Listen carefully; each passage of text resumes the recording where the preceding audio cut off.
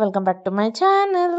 So మేము వేములవాడ వెళ్ళడానికని చెప్పేసి ఇక్కడ మొత్తం ప్రిపరేషన్స్ చేసుకుంటున్నాం అనమాట. మొత్తం 10 మెంబర్స్ వెళ్తున్నాము. మా 10 మెంబర్స్ కోసం ఇక్కడ మా పెద్దమ్మ బ్రేక్ఫాస్ట్ అండ్ లంచ్ అని చెప్పేసి పులిహోర, బ్రేక్ఫాస్ట్ కేమో ఉప్మా ప్రిపేర్ చేస్తుంది.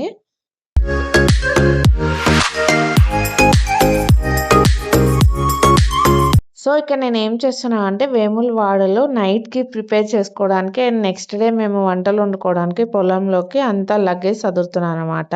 సేమ్ ఇలానే మా పెళ్ళైన కొత్తలో వెళ్ళాము. పెళ్ళైన 1 వీకే వేములవాడకి అండ్ అలానే పొలాల్లోకి వెళ్ళి కుక్ చేసుకోవడం. మళ్ళీ ఇన్ని ఇయర్స్ ఆఫ్టర్ 4 ఇయర్స్ వెళ్తున్నాం మళ్ళీ వేములవాడకి. సో మేము వేములవాడ వెళ్ళడానికి అని చెప్పేసి టాటా మ్యాజిక్ మాట్లాడారు. సో అది రాగానే ఇంకా నేను ఏమో టైర్స్ కడిగేసాను, మా వదినేమో బొట్లు పెట్టేసింది. ఇంకా బొట్లు పెట్టడం అంతా ఫినిష్ అయిపోయిన తర్వాత మా లగేజ్ అంతా అట్లా పైన అరేంజ్ చేసేసారు. కొన్ని చిన్న చిన్న బ్యాగ్స్ ఏమో కింద, ఇంకా సిలిండర్, స్టవ్ కూడా అన్ని తీసుకెళ్ళాం మేము.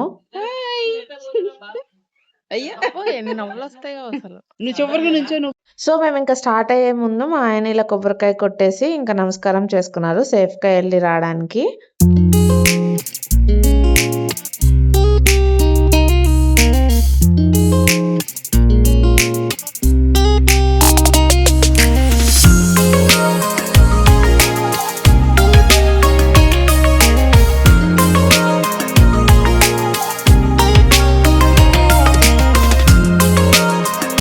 సో మేము ఇప్పుడు రూమ్స్ చెక్ చేసుకోవడానికి వెళ్తున్నాము. ఇక్కడ ఏదైనా రూమ్ రెంట్కి తీసుకుందాం అని చెప్పి ఏదైతే రూమ్ చూడడానికి వెళ్ళామో అదే మాకు నచ్చింది. నీట్ గా ఉన్నాయి, వాష్రూమ్స్ కూడా నీట్ గా ఉన్నాయి. అందుకని చెప్పేసి ఇంకా మేము ఫిక్స్ చేసేసుకొని లగేజ్ అంతా కిందకి దించుకొని పైకి తీసుకెళ్ళిపోతున్నాము. మేము మా ఊరు నుండి 11:45 కల్లా స్టార్ట్ అయ్యాము. ఇంకా వేములవాడ వెళ్ళేలోపు 3:30 అయింది. సో మేము ఏదైతే ప్రిపేర్ చేసుకున్న ఫుడ్ ఉందో అది మేము వెళ్ళంగానే తినేసాము. మా పెద్దమ్మ పులిహోర వండింది. ఇంకా వెళ్ళంగానే మేము పులిహోర తిన్నాము. తర్వాత నెక్స్ట్ దర్శనానికి అని చెప్పి వెళ్ళాము. ఇక్కడ ఒక ఇంపార్టెంట్ విషయం ఏంటంటే వేములవాడలో మెయిన్ ఏదైతే టెంపుల్ ఉంటుందో ఆ రాజన్న స్వామి, ఆయన దర్శనం అయితే ప్రస్తుతానికి లేదు, క్లోజ్ ఉంది. ఆల్మోస్ట్ 1 ఇయర్ అయిందంట ఆ టెంపుల్ క్లోజ్ చేసేసి. సో మేము అక్కడికి వెళ్ళే వరకు మాకు తెలియదు. ఇంకా రూమ్ లో ఫ్రెష్ అయిపోయి వెంటనే ఇంకా దర్శనంకి వెళ్ళాం. దర్శనానికన్నా ముందు ఇక్కడ తలనీలాలు ఇవ్వడానికి వెళ్తున్నాం అనమాట. మా ఆయన, మా అల్లుడు, ఇంకా నా కొడుకు. గుండు గీయించుకోవడానికి మేము ఫస్ట్ వెళ్ళిన ప్లేస్ లో కొంచెం మాకు బ్యాడ్ ఎక్స్పీరియన్స్ అయింది. అక్కడ చాలా మనీ డిమాండ్ చేశారు. మనకి ఇప్పుడు ఏమైందంటే ఇక్కడ ఒక ఇన్సిడెంట్. మేము గుండు గీయిద్దామని మా బాబుకి, మా అల్లుడికి అండ్ మా హస్బెండ్ 3 టికెట్స్ తీసుకున్నాం మేము. అయితే ప్రతి గుండు గీసే ఆయనకి ఎక్స్ట్రా 100 రూపీస్ ఇవ్వాలంట. అదేంటి అని అడిగితే అంతే, ఇది ఇక్కడ రూల్, అలానే ఇవ్వాలి లేకపోతే వెళ్ళిపోండి అన్నారు. మేము ఇంకా డబ్బులు తీసుకుని వేరే దగ్గరికి వెళ్తున్నాం. ఏ గుడికి వచ్చినా ప్రశాంతత కన్నా బిజినెస్ ఎక్కువ కనిపిస్తుంది అసలు కదా. అంటే ఎంతో కొంత తీసుకో, అదే ఇవ్వండి అని అడగడం వేరు, కానీ డిమాండ్ చేయకూడదు కదా, ఇంతే ఇవ్వాలి వాళ్ళు చేసే ప్రాసెస్. అదే డిమాండ్ అయితే చేయకూడదు. డిమాండ్ చేస్తే ఎట్లా? ఎవరి దగ్గర ఎంత ఉంటే అంత ఇస్తారు. వాళ్ళ ఇష్టంతో ఇస్తే ప్రేమగా తీసుకోవాలి, లేదంటే ఊరుకోవాలి. డిమాండ్లు చేస్తున్నారు ఇక్కడ. టికెట్ పైన టిప్స్ లాగా, అంటే ఎవరైనా ఎంత ఇవ్వాలనుకుంటే అంత ఇస్తారు. వారి ఇష్టం కదా, డిమాండ్ చేయకూడదు కదా ఇంత అంత అని. సో అక్కడ జరిగిన కాన్వర్సేషన్ అంతా రికార్డ్ చేయలేకపోయాం, కొంచెం రికార్డ్ చేసాము. అదే అతను నేను మీరు డబ్బులు ఇవ్వకపోతే నేను ఇంకా గుండు గీయను అని చెప్పి అలా లేచి వెళ్ళిపోయాడు. మేము ఆల్రెడీ 3 మెంబర్స్ కి 50 పెట్టి టికెట్ తీసుకున్నాం. అది కాకుండా పర్ హెడ్ 100 రూపీస్ ఇవ్వాలంట ఆయనకి. ఏంటి ఎందుకు అని అడిగితే ఇక్కడ ఎవ్వరు లేరు, నేను ఒక్కడనే ఉన్నాను, సో ఇవ్వాల్సిందే ఖచ్చితంగా అని చెప్పాడు. సో మేము ఇంకా అక్కడ నుండి నెక్స్ట్ ఇంకో ప్లేస్ కి వెళ్ళాము. వచ్చే దారిలో అక్కడ కొంచెం పోలీస్ వాళ్ళు కనిపిస్తే వాళ్ళకు కూడా కంప్లైంట్ ఇచ్చాము. వాళ్ళు వేరే ప్లేస్ కి వెళ్ళి కంప్లైంట్ ఇవ్వమని చెప్పారు. మాకు ఇంకా టైం లేక వచ్చేసాము. కానీ అక్కడ రూల్ ఏంటంటే ఓన్లీ టికెట్ తీసుకోవాలి, అట్లా డబ్బులు మాత్రం డిమాండ్ చేయకూడదు. అండ్ నాకు అసలు మంచిగా గుండు గీసినట్టు కూడా అనిపించలేదు. మేము శ్రీశైలం వెళ్ళినప్పుడైతే అక్కడ చాలా బాగా గీశారు. చాలా ధీమాగా నిర్లక్ష్యంగా ఉన్నట్టు అనిపించింది అక్కడ వాళ్ళు. అండ్ అలానే నీట్నెస్ కూడా ఉన్నట్టు అనిపించలేదు నాకు.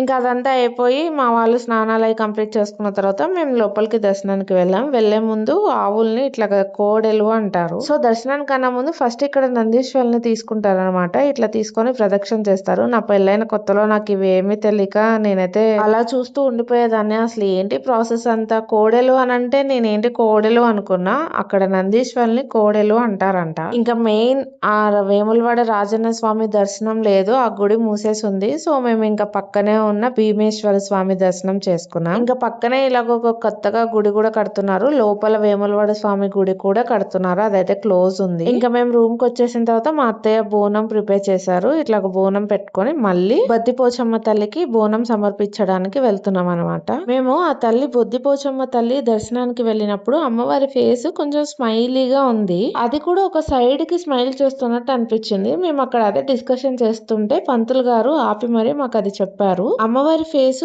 పూటకొకలాగా మారుతుందంట, ఒక్కొక్కసారి స్మైల్ ఇస్తున్నట్టు, ఒక్కొక్కసారి కోపంగా ఉన్నట్టు, ఒక్కొక్కసారి ఒక్కొక్కలాగా. సో అది వినిన తర్వాత మాకు బయటకు వచ్చి భలే అనిపించి మేము మళ్ళీ లోపలికి వెళ్ళి మళ్ళీ ఆ అమ్మవారి చరిత్ర అడిగి తెలుసుకున్నాం అనమాట పంతులు గారిని. అయ్యవారు ఏం చెప్పారంటే ఈ గుడికి 140 ఏళ్ల చరిత్ర ఉంది అని చెప్పారు. వేములవాడలో అక్కడక్కడే ఇల్లు ఉండేవంట, ఎక్కువ జనసంచారం కూడా ఉండేది కాదంట. ఆ టైంలో ఆ పంతులు గారి వాళ్ళ పూర్వీకులు ప్రతిష్ఠించారంట ఆ తల్లిని. వాళ్ళ వంశస్థులు ఇప్పటికీ అలాగా కొనసాగుతూ ఉన్నారంట. ఆ బద్దిపోచమ్మ అమ్మవారు సాక్షాత్తు భద్రకాళి స్వరూపంగా ఇంకా విజయవాడ కనకదుర్గమ్మ వారి స్వరూపం కూడా అని చెప్పారు. ఆ బద్దిపోచమ్మ గుడిలోనే పక్కనే చిన్నగా పోచమ్మ అమ్మవారు కూడా ఉన్నారు. ఆ తల్లిని సాక్షాత్తు ఆ పరమశివుడి బిడ్డగా కొలుస్తారంట. నేను చెప్పిన దాంట్లో ఏమైనా తప్పులుంటే క్షమించండి, ఆ పంతులు గారు చెప్పింది నాకు గుర్తున్నంత వరకు చెప్పాను. ఇంకా అదే రూమ్ కి తీసుకొచ్చుకొని వండుకొని తింటున్నాము. అండ్ ఆల్సో ఈ రూమ్స్ అనమాట మేము తీసుకుంది ఆపోజిట్ రూమ్స్, చిన్నగానే ఉన్నాయి, అటు ఇటు రూమ్స్ తీసుకున్నాం మేము. మాకు ఈ 2 రూమ్స్ కలిపి